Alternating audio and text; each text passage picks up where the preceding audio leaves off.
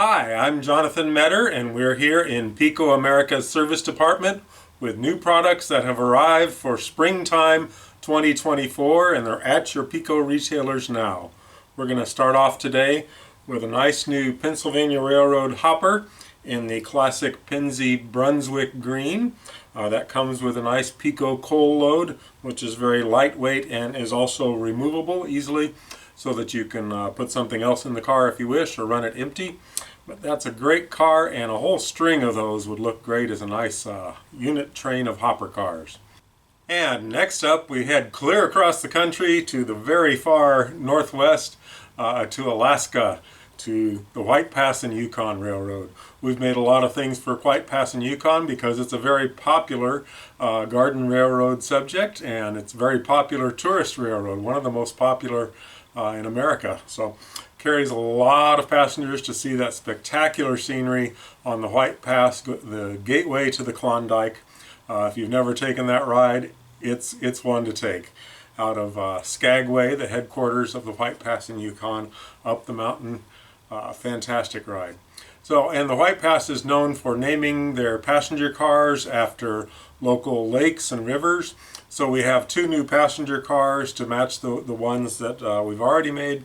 So you can make a longer train, or if you missed out on those older ones, you can add on with Peace River and Klondike River, two new names in passenger cars, and those will look great behind a steam loco pulling your trains up the route to the White Pass.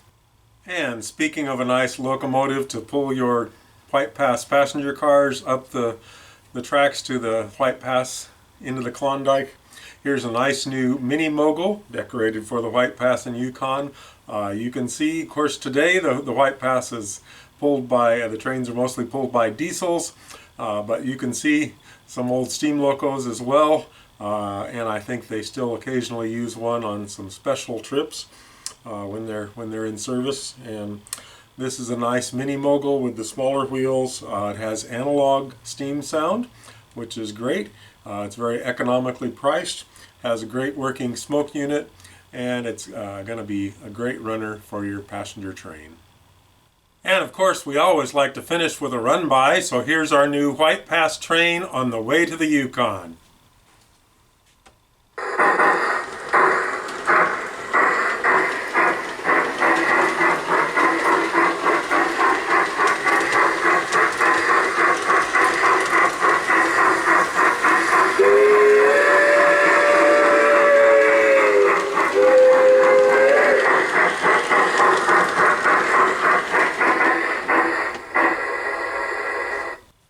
And now, just as they say in the TV infomercials, but wait, there's more.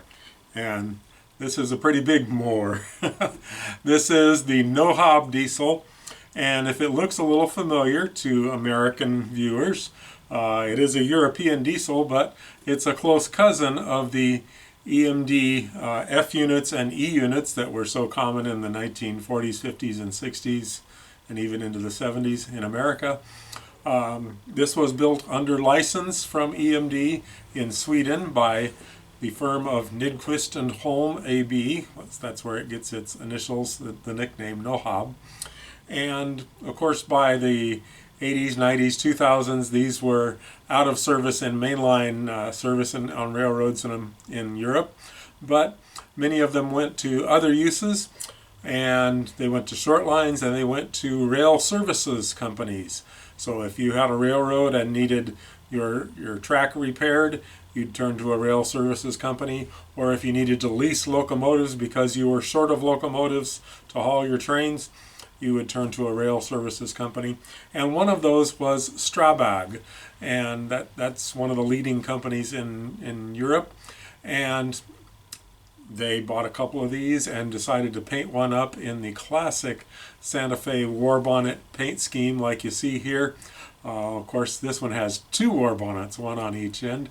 We never saw that in America, but definitely an eye-catching sight, whatever continent it's on.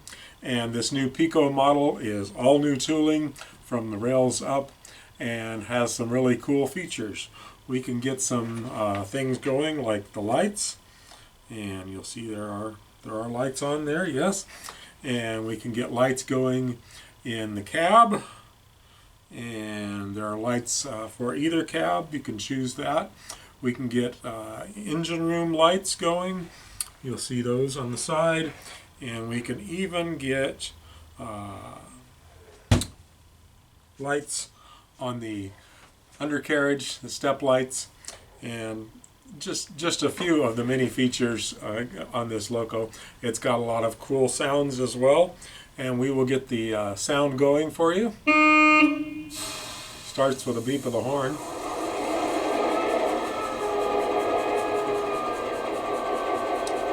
And we've actually got the volume turned down a bit. This thing will put out the volume really good for annoying the neighbors when you're running trains on your garden railroad at midnight. It's almost overwhelming. It's fantastic. So, but you can adjust that volume also through your digital controller. And